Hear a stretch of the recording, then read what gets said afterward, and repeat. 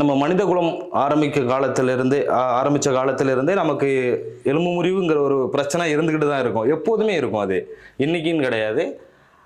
எதர்ச்சியாக கீழே விழும்போது, போர்க்காலங்கள்லையும் இருக்கட்டும், ஒரு காடுகளில் நம்ம வேட்டையாட போகும்போதும் இருக்கட்டும், தீ ஆரம்பித்த காலத்தில் இருக்கட்டும், அப்போவே நமக்கு நம்மளோட உயிர் பாதுகாக்கிறதுக்காக ஓடி அலைஞ்ச காலங்கள்லேருந்து இந்த எலும்பு முறிவுங்கிறது நம்மக்கிட்ட இருக்குது.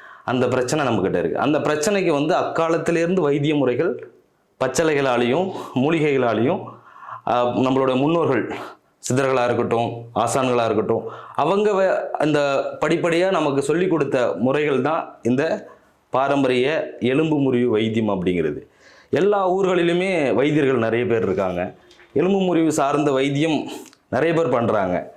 ஏன்னா ஏன் பாரம்பரிய வைத்தியத்துக்கும் எலும்பு முறிவு வைத்தியம் பாரம்பரிய வைத்தியத்துக்கும் இப்போ இருக்கக்கூடிய ஆங்கில முறை வைத்தியத்திற்கும் என்ன வித்தியாசம் அப்படின்னா, ஆங்கில வைத்தியம் குறிப்பிட்ட காலங்களில் வந்தது.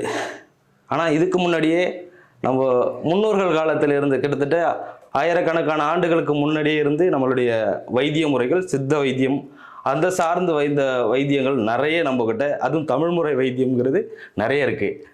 அதில் ஒன்று தான் நம்மளுடைய எலும்பு முறிவு வைத்தியம் அப்படின்னு சொல்லக்கூடியது. இது முறிவு வைத்தியம்னு சொல்லுவாங்க, நுட வைத்தியம் சொல்லுவாங்க. இதுக்கு நிறைய பேர் இருக்குது. ஒவ்வொரு ஊர்லேயும் எல்லா ஊர்களிலும் வைத்தியர்கள் இருக்காங்க.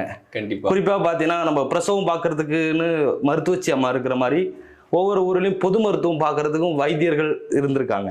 அந்த வகையில் தான் நம்மளும் அந்த ஊரில் நம்ம வைத்தியம் பார்த்துருக்கோம். அப்பா வைத்தியர், அவங்க பரம்பரையாக பண்ணிக்கிட்டு இருந்தவர். அப்பாவோட வைத்தியம் அப்படின்னு பார்த்தீங்கன்னா முழுக்க முழுக்க எலும்பு முறிவு வைத்தியம் தான். கண்டிப்பாக அவரோட ஆசான்கிட்ட இருந்து கற்றுக்கிட்டது, அப்பா கிட்டே இருந்து நாங்கள் கற்றுக்கிட்டோம்.